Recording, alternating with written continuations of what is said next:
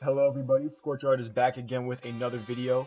I recently did the style challenge. I think recently, I'm not sure when I'm going to upload this. I think pretty soon. So recently I did the style challenge and I decided to go with some of my favorite manga artists. So the first one is going to be Katsuhiro Otomo.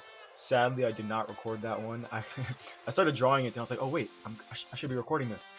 I went to get the recording thingy, the camera. So and the second one is going to be Haruya Oku, who did Gantz and Inuyashiki and Hen, a lot of those. The next one after that's going to be Taiyo Matsumoto, who did Tekken King Crete and Go-Go Monster and a bunch of other awesome manga. I really like the way that Taiyo, the way he I wouldn't say shoots his manga because you don't shoot it, there's no camera, but the way he frames his scenes, I really like the way he goes about that. Here you can see a little bit of the me looking for reference on Haruya Oku. But yeah, he does a lot of like I like the way Tao Matsumoto does a lot of the whatchamacallits, uh, the scenes, the way it's very cinematic, so I really enjoy that. With Haruya Oku, I really like the way he draws. He's like really like realistic style, and it's realistic but really balanced with the cartooniness. So that's why I really enjoy his work. And also, he has a very cinematic look to his manga as well. Apparently, he watches like a movie a day, and that's how he achieves that.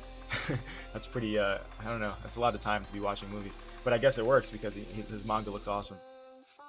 And with Katsuhiro Otomo, I really like the way my favorite manga of his. I haven't read like a bunch of his manga, mainly because most of his like earlier work is just in Japan. Like you can't really get a lot of his early work here, because it wasn't translated, or yeah, because it wasn't popular enough to be translated.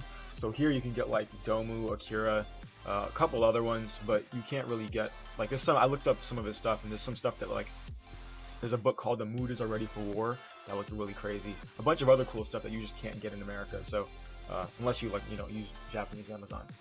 This next one is Hayao Miyazaki. I don't really think I was super successful with this one.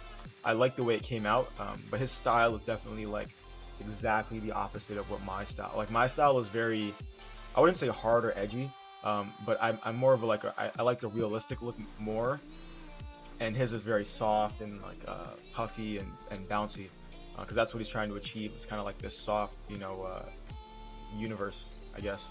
And so that was more difficult for me to do that one. This is going to be my style. I first started off with this really bland looking face. Uh, it's like a guy looking directly at the camera, like a mugshot or something. And you'll see in a second that I kind of just get rid of this because I felt like I was trying to go very like normal looking, but I think I was kind of stifling myself, and it was too stiff. So I decided to just throw it all out the window and just stop thinking and just start drawing. And when I did that, I came up with a much better pose, as you can see right here. Uh, and yeah, so it was kind of like a guy. I wanted to make it look like he just got beat up. I'm not sure how successful I was with that. You guys gotta let me know in the comments down below. But yeah, that was really fun to do. Really fun to ink that and draw that one as well. I don't want to talk about the next one because I haven't got there yet, so I'm just gonna sit here and look at the artwork.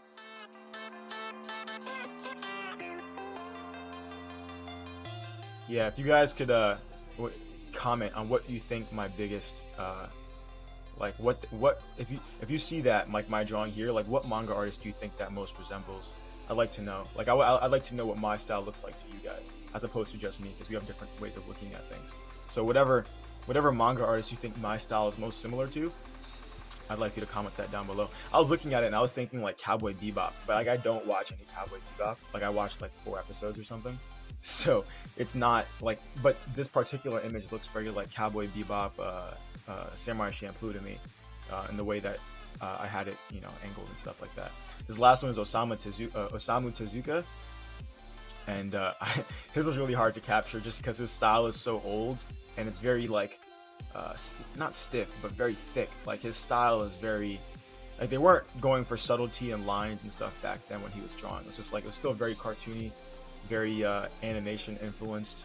So a lot of the Osamu Tezuka like manga is still very, it's like cartoon yet real, and it's like the perfect balance. I mean, all of them are cartoon yet real and perfect balance, but some of them weigh like Hayao Miyazaki, I'd say weighs more on the cartoony side than the real side. Where Otomo, like this, he weighs more on he's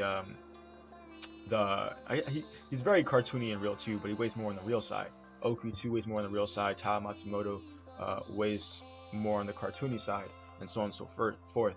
And I think that Osamu Tezuka like captures that real real slash cartoon balance. He catches it like practically in the middle there, where it's like it's very much both. And he can do with his art style. He can do very serious stories that are like super duper serious. Like I have the manga Ayako here next to me. It's like a super big ass pink manga, and it's really it's like a serious story. You know, it's like it's not a children's story because there's lots of adult themes. Like it's a whole thing. It's a big adult story, but his style is very cartoony. So even though it's a super adult story and people are dying and there's lots of like sex and things like that, his style, even though it's cartoony, it still works because it has that really nice balance. And so Tao Matsumoto does this as well. He does this really well too. But like if you had oh, that's my alarm going off. But if you had let's say Hayao Miyazaki, he can do serious stories too, but his art style, I feel, or did I say Hayao Miyazaki? Yeah, his art style, I feel, isn't gritty enough to capture some of the more serious stories. He can do them, obviously. He's an expert man, so he can do it if he wanted to. But just with his normal style, like his normal way of going about drawing things, I think it not limits him because he's not limited because that's what he wants to do.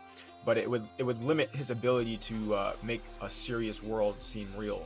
Whereas Otomo, I think with his very like or Oku, because his style is very realistic, he has a limit too to how imaginary his world can get, I think, or how playful it can get, because his style doesn't reflect playfulness here. It reflects a more serious undertone. So, and yeah, so that's why I think about Osamu Tezuka. Yeah, his style is like right in the middle there, so he can go super cartoony, like I don't know, Astro Boy, or some of his, he has a lot of crazy cartoony stuff, or he can go super serious and it still works because of like the balance that he's achieved.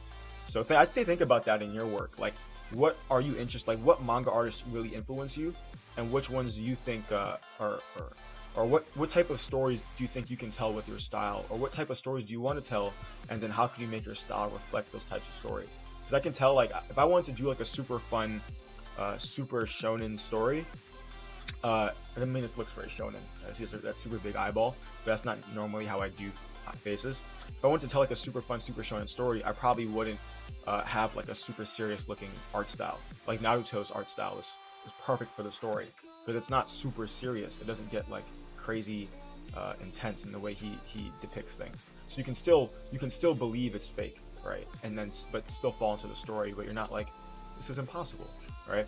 So I actually talked the entire video. Wow. So we're at the end here. I'm definitely gonna skip through the inking in here, the blacking in of the hair, because there's no need for you guys to watch that.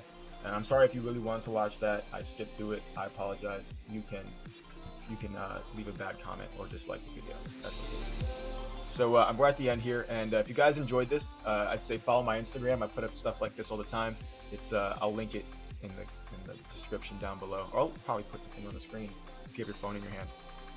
But yeah, so comment, rate, subscribe, tell me what you think. I did another one of these, but I didn't like it as much. I'm not making a video of it.